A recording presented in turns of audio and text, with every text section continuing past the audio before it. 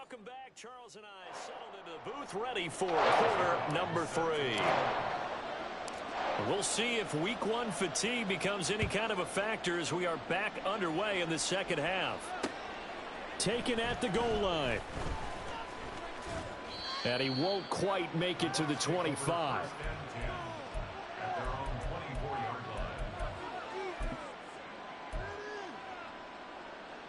The Bucs offense set to begin their next possession. They'll start the drive here with Pacheco. And he's able to plow forward up to about the 29, just shy of the 30. Tackle by Ashton Davis up from the secondary. From the 29, here's second down and 5. Here's Pacheco once again. And they get him down, but not before he takes it across the 40-yard line. And now they're in the hurry-up. A give right side for Pacheco. And he takes it past the 45 and down at the 46. It was Troy Hill that time in on the tackle. Well, you certainly have to give a little credit here because they are playing this game now at their pace. This is ball control football, sustained runs, taking their time, and making it work. They'll let this go deep for Waddle. Touchdown! Jalen Waddle. 2 catches, 2 touchdowns here so far. And the Bucs are pouring it on. Tucker able to connect on the extra point. And the lead grows even larger here in the third quarter. Tucker now to kick it away following the touchdown.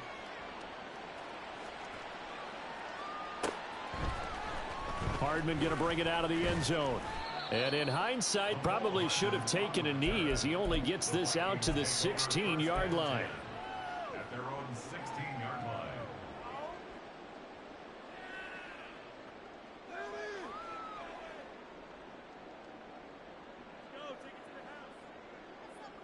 Here are the Vikings now to start their next drive. And they've sort of lost their way, partner. How do they recalibrate and get this proverbial train back on track? And now here's another interception. And to the 43. So down inside the 45 to the 43-yard line. That's where they'll take over. The number 7 usually lucky here. Not for him. 7 picks he's thrown in this game. That's only happened 6 times since 1960. And I know that the most recent time it happened, the guy who threw him, he had won a Heisman Trophy in college, so sometimes you just have a lousy game. Doesn't necessarily mean it's a bad career, but when you're talking about one game, 7, you're right, not lucky at all. Yeah, Ty Detmer the last to do it in 2001 to throw 7 picks. Meanwhile, Jones' throw taken in by Palmer. And he'll be out just a yard or 2 shy of the 30. A gain of 13. It's a first down.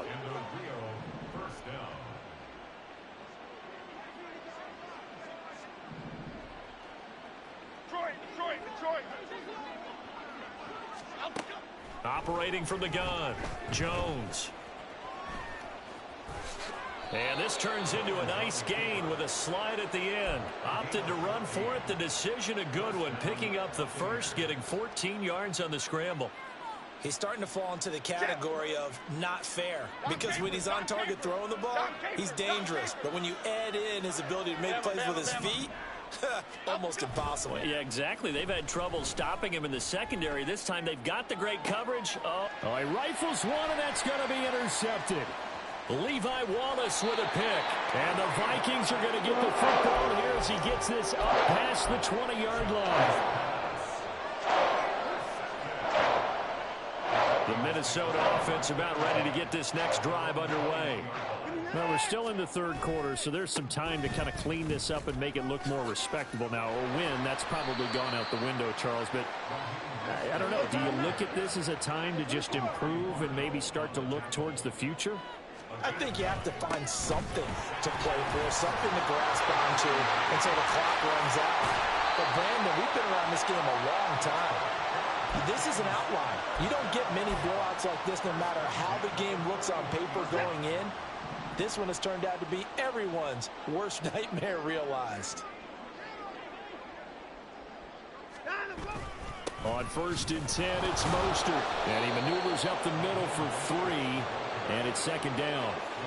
Not a huge carry there on 1st down, but not all of them will be. But still, all in all, a positive play for the offense. It's all about picking up at least a few to set up what you're going to do here on 2nd down.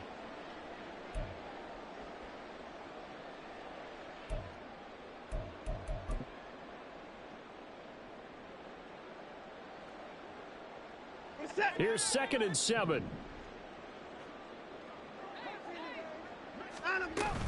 They'll stay on the ground with Mostert. And running room scarce here. He's going to be stopped in his tracks at the line of scrimmage. No gain on the play, and it's going to bring up a 3rd down. This defense, tough to run against. And those linebackers, they'll go side to side up the field, and there they get them for no gain. If you can't get linemen upfield to the 2nd level to occupy them, they have a field. And my goodness, another interception. Isaiah Simmons picking it off.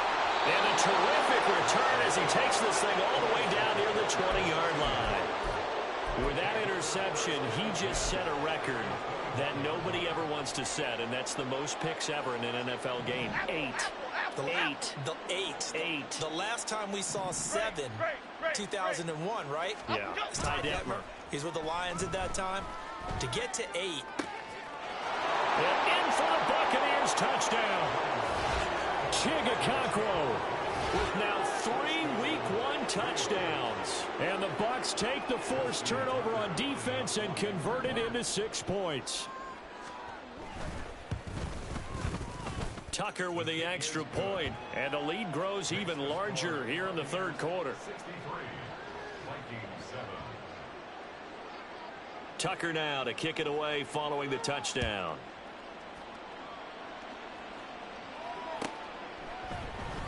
Hardman going to bring it out of the end zone. And a nice job there on special teams to limit him to inside the 15 as he's dropped at the 14. In this position, trying to get back into the game, teams are looking for a spark from their special teams. That's not what they got, though. They got a setback, and they have a long field to cover if they want to try and put points on the board. Here are the Vikings now to start their next drive. Well, this has been a tough one for them, Charles. They've struggled really on both sides of the football. And one thing that's really plagued them, the turnovers. They've had issues keeping the football in their possession. And every game that's ever been played, all coaches talk about taking care of the football and limiting turnovers. And in this one, after we saw that first turnover, we worried that things would snowball, and it certainly did, especially on the scoreboard. And he'll be taken down, but not before he gets this football out shy of the 30 to the 29.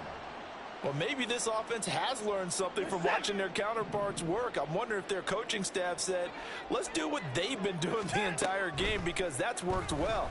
This offense. And now here is another interception. Picked up by Channing Tindall. And he'll get this back to the 32-yard line. Boy, Charles, that is now 3 interceptions in 3 consecutive drives, and you can see he's just got a look of disgust and bad body language, understandably, as he walks off the field. And I think it comes from the fact that he's not sure what he sees down the field, Brandon. I don't know if he's seeing ghosts. I don't know if he just can't read defenses. I'm not sure what it is, but that's why he's frustrated. Think about the defense right now. Every time they run on the field, they've gone from hoping to intercept a pass to expecting to intercept passes. Their confidence at an all-time high right now. Well, he's tackled a yard short of the marker. Good gain of 9 on 1st down. From the 3, 2nd and a yard. Again, it's Pacheco. And he's in. Touchdown, Buccaneers.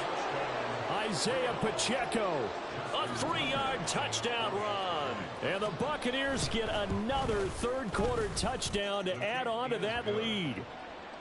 Tucker able to connect on the extra point, and the lead grows even larger here in the 3rd quarter. Tucker now to kick it away following the touchdown.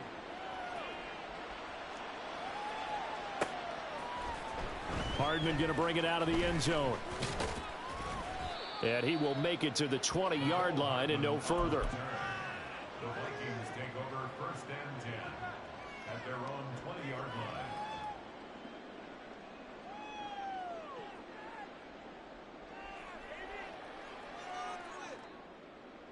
The Minnesota offense about ready to get this next drive underway. Well, it's a game that they would rather probably forget about, at least to this point, Charles. And one reason is turnovers. A turnover on the last drive. They had the issue in the first half as well, and that's really, unfortunately for them, helped to put this game out of reach. And you know they won't admit it to themselves, but we know that winning the game is pretty much out of the picture now. So their bottom line is, how do they play a clean game the rest of this one, right? Take care of the football, no more turnovers, and see how that works.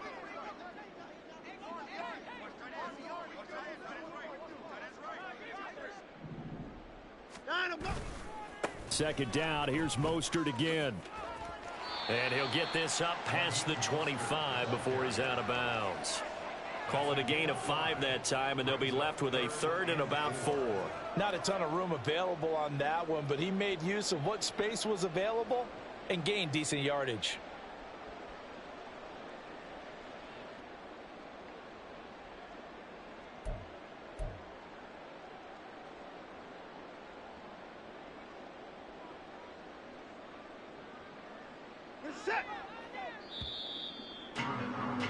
And they're not going to get to the line to run another play. So we will switch ends as the third quarter has come to a close.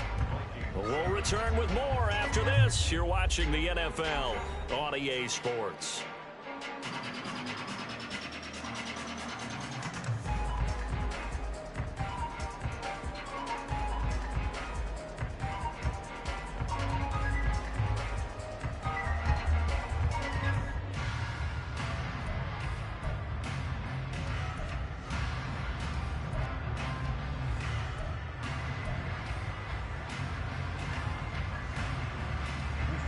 This offense on third down today, just 1 for 5 to this point. This is 3rd and 4. Again,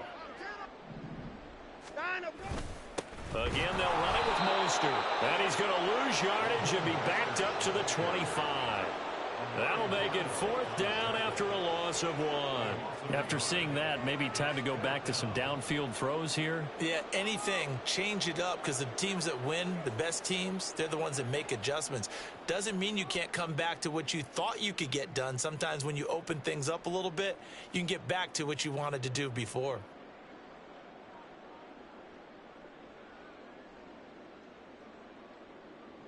The Vikings send out their punter as he's on to kick it away. Averaging over 50 yards a punt so far as this one's away. A big kick that time, 52 yards. And they will take over 1st and 10.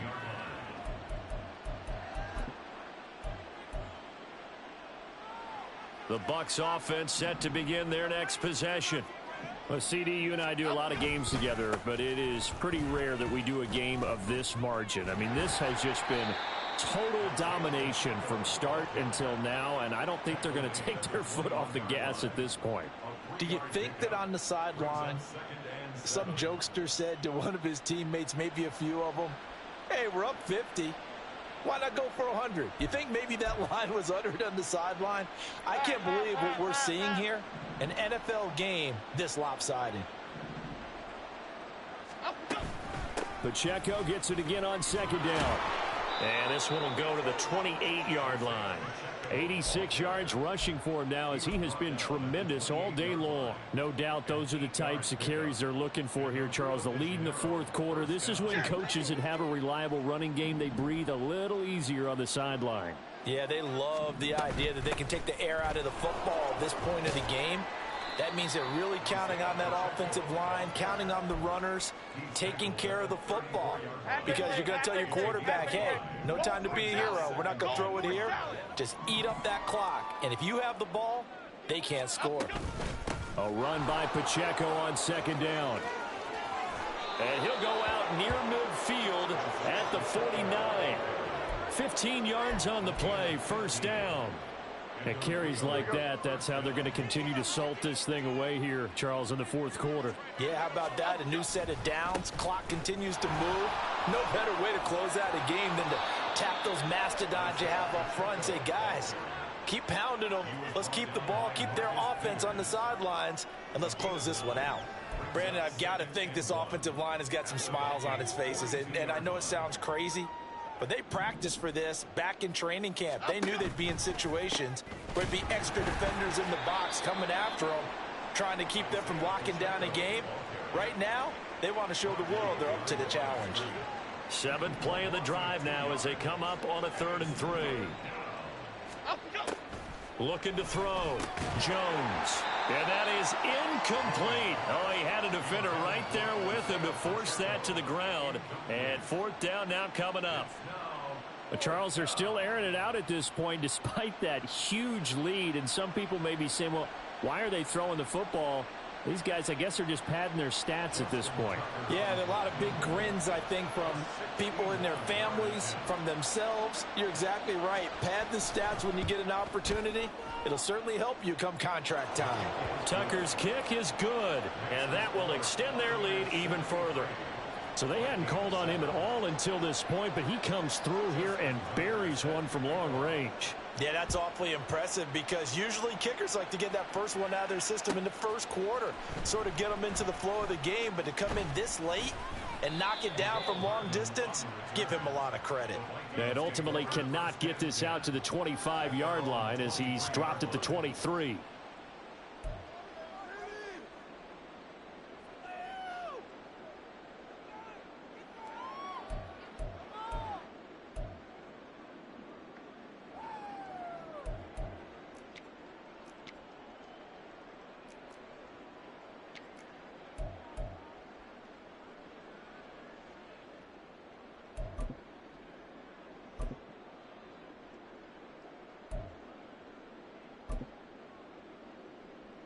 Here are the Vikings now to start their next drive. And whatever promise they showed in the preseason has not translated into week 1 because they have not been particularly competitive here at home, no less. These fans just kind of beside themselves right now. Now, that was an excellent run. And when you see that happen, that's when you're seeing guys doing their job and then some people doing a little bit more. Offensive linemen and tight ends, they're expected to block. But the wide receivers, all they want to do is catch passes. So when they block on a big-time running play and create extra space, you've kind of hit the jackpot there. Line up. On 2nd down, a run with Gibson. And this will be a Vikings first down as he'll get this up to about the 42. Well, partner, I know this type of running back. I mean, this size, this intensity usually gets better as the game goes on. And I just tell you from experience, the first few quarters, oh, you're eager. You come running up there. I'm going to tackle this guy. By the 4th quarter, you're coming up and thinking about it. And D-line wearing down 4th quarter. Yeah, that's not a guy they want to see consistently. Credit him with a 1-yard gain there to make it 2nd and 9. Yeah, things were pretty stacked up there in the middle of the line. A lot of bodies, not much space. I think ultimately he was fortunate to get anything out of that run.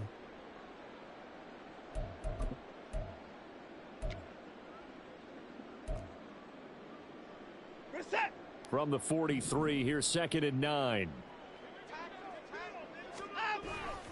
Up the middle they go with Mostert. And he'll be stopped at the 46, gain of 3. Well, that's not a run that's going to make any of the highlight tapes, but they've been moving it well all game on the ground. This is another one that keeps them moving forward.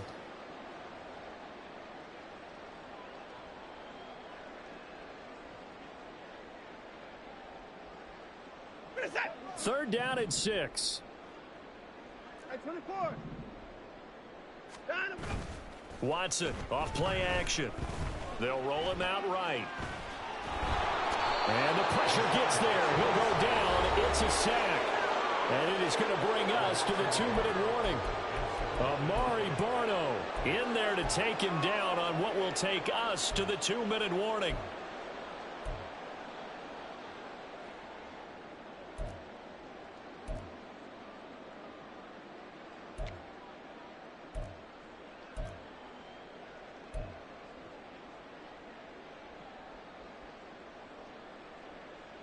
And they're indeed going to go for it here on 4th down.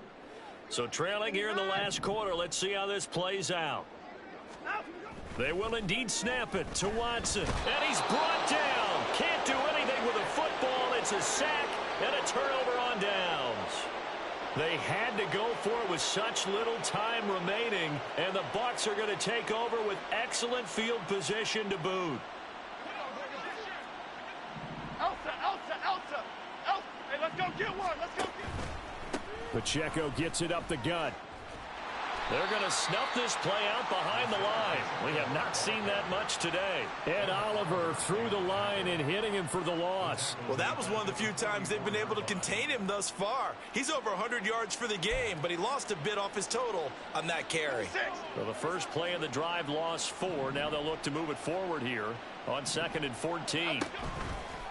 Here's Pacheco headed right.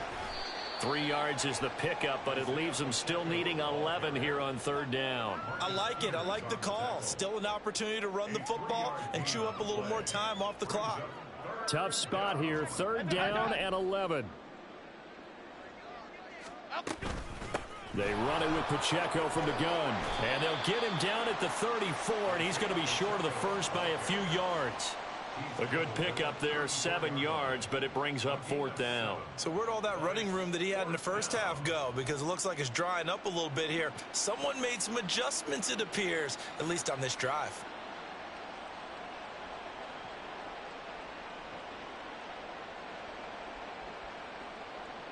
They'll break the huddle here and go for it. This is 4th down.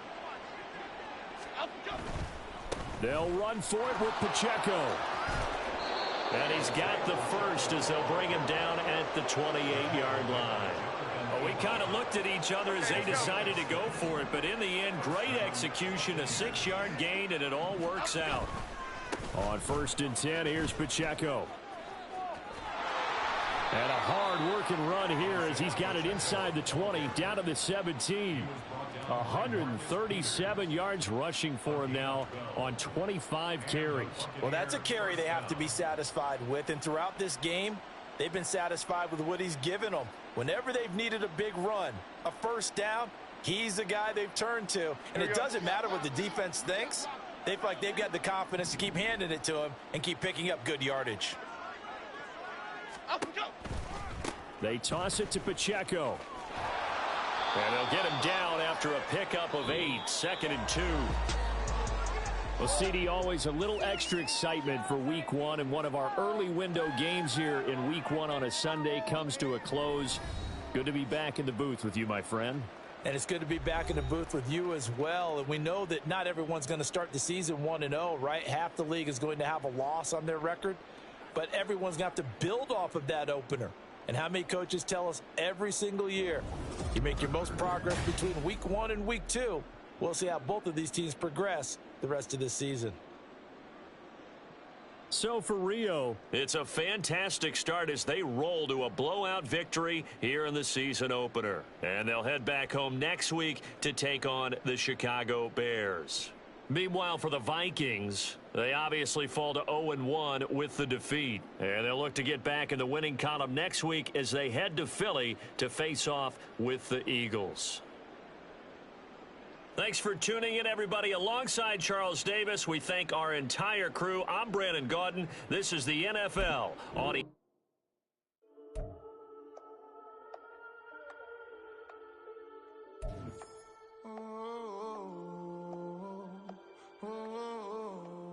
We got London on the trip. Whole club selling out of hitter doing stadiums. Gold diggers don't come around, they don't survive my radius. I keep it too real.